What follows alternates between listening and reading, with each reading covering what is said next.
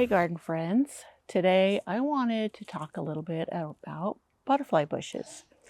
Now, this is black knight butterfly bush, and in many areas it is considered invasive because these little flower, I don't know what you call them, little flower heads, they turn to seed and birds and stuff can scatter them, and they can crowd out native species in wooded areas where they've kind of run rampant.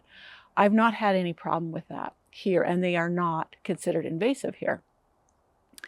And I've never had seedlings come up, even though a lot of other things have reseeded. This hasn't been one of them.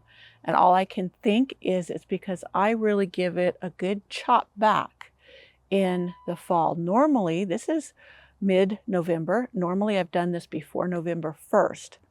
Now, a lot of websites, garden vloggers, etc., will say do not prune this until early spring. That doesn't work for me, and that's why I tell you many times, garden for your area and your circumstances, because not everything is one size fits all. Even if a garden grower, because I've even looked at like Proven Winners or Monrovia or other sites, and they will say don't prune till spring because you may get winter damage. The opposite is true for me. If I don't prune it back, we get such heavy snows that if I leave these canes long or the stems long, it will bust my butterfly bush right at the base. Not last year, the year before, I decided to test it just to think. I'm always thinking I can be wrong. So I didn't prune it back. So I cut off all the seed heads just in case they decided to spread. And the heavy snows even then split it right down the middle, and the whole trunk, the base, split apart, and I almost lost it.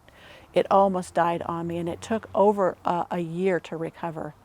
And a friend of mine who did the same, who lives not that far from me, hers was pulled completely out of the ground by the roots. It just pulled it out, ripped the roots out of the ground, and she lost that butterfly bush. So trial and error sometimes is your best teacher rather than just following the rules. I had already known that, and I thought I'd test it because in the past, even with the lightest of snow, which we get heavy snows even with light, and I mean light meaning we've got a few inches, on like a first week of November, and I hadn't gotten to pruning it. This thing was so weighed down that it started breaking the stems, and I'll show you a picture of that because I came out and I photographed it. So let me tell you how I take care of my butterfly bush. You know, it's just right here in this garden bed with other plants, and it gets regular water because right along here I have roses. And when I mean regular water, in the summer it gets at least an inch a week. I do mulch heavily up here to retain the water. I am in California. We have drought conditions. Some years I have used gray water, which is great for watering ornamental plants. We were on strict water restrictions, and I wanted everything to keep growing or at least survive it. And they have never done better than when I used gray water for watering. So I'm going to show you how I prune this back in the fall so that it will survive winter for me. I am in Northern California. I'm in zone 8A, though I don't garden by zones. And I have a whole video that tells you why I don't garden by zones. I garden according to my local conditions. And I will link that video where I talk to you about garden zones in the description box and above my head somewhere where it'll pop up. Before I get started, I'm going to step over here out of the way a little bit. You can see it's kind of been pruned up to a tree form instead of a bush. I like that because then I could have things underneath, and I still have plenty of top growth where the hummingbirds and the butterflies absolutely love the dark purple flowers of this. And I have another one that's a lilac color, and I have another white one that I got at Annie's Annuals that I absolutely love because it has a orangey center. Anyways, So you can prune it up to more of a tree form so that it's not quite so bulky in your garden. Okay, let's get to pruning. Don't know if you can see me over here on the other side of this thing, but to make sure that there's no winter damage, I get right down here, as far down as I can get. Now this one's pretty big, and I just prune all the way down. Now one thing I don't like is then I lose my little privacy hedge from my neighbor's house, which yours is right behind me. But I'm not out here very often anymore, as far as, because it gets dark so early and it's just getting colder, and it's all good. I love it in the summer because it really does provide a nice privacy hedge, because I'm right here on a street. I'm on a corner lot. I have no fencing up here, mostly because the snow plows that we get, they come off the road and they would probably knock the fence down. I would like a little fence. I think it would just be a nice backdrop to my garden, as well as I could plant roses along it. But I would say, let me see, by the time I'm done, this trunk right here is huge.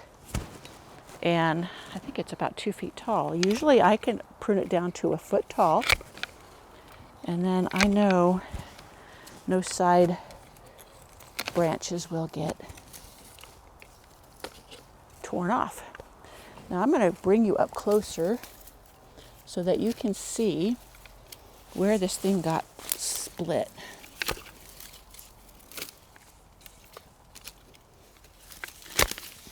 After I've got all these done.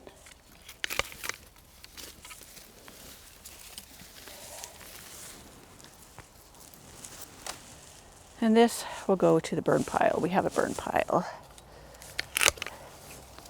That way, I know if there's any seeds on it, they don't get spread anywhere. We could take it to a local place that composts things, but the seeds, who knows, may live through all of that, and I would be negligent.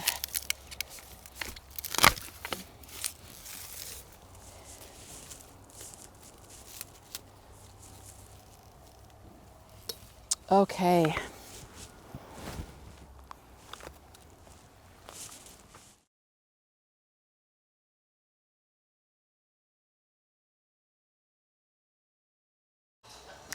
Now we're right up on it. And you see this piece right here, and then that piece over there, those were real close together at one time. And down in there, if you look down in there, you can see how this trunk comes down and over. See, it's bent down and then it comes up here. And that was from a winter snow when this hadn't been pruned, and it smushed it down and almost busted it off. And it almost killed the entire plant. But anyways, it threw up new shoots, and it's doing good, but now it's kind of spread out.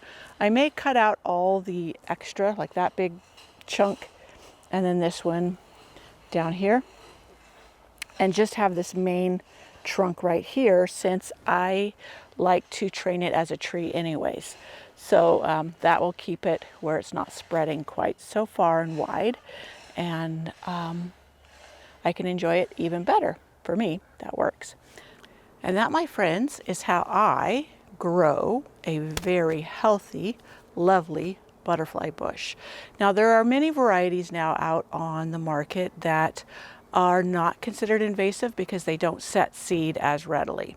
So if you live in one of the areas where, like, the black knight, which is the dark purple, is invasive, and then try one of those others if you want. Some grow real short. I like that mine grows tall. And in fact, when I lived in the San Joaquin Valley, I would have to cut it back to 18 inches in July after the first bloom, because it was just so rampant and vigorous that that is how I had it reflush out and rebloom gorgeously, and I kept it under control. It doesn't work that way here because I don't start getting warm weather until June, where down there I had roses between March through November. It was only a few months that I didn't have roses because of the warmer climate. It's kind of a Mediterranean climate, and it's where a lot of fruits and vegetables for the country is grown. So I hope you will join me in my next garden video where I'll share something else that we're doing around here.